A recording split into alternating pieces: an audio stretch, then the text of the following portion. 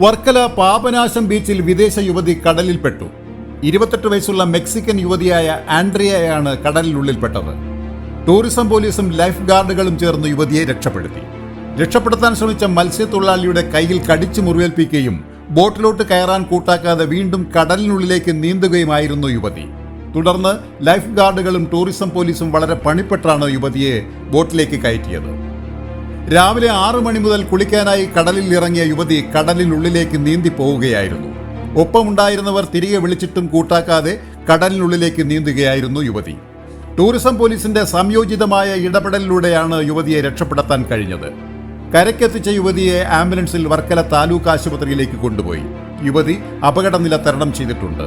ഇവർ സൈക്കാട്രി അസുഖത്തിന് ചികിത്സ തേടുന്നവരാണെന്ന് ഒപ്പമുണ്ടായിരുന്നവർ പറഞ്ഞു. Weekend news, Varkala.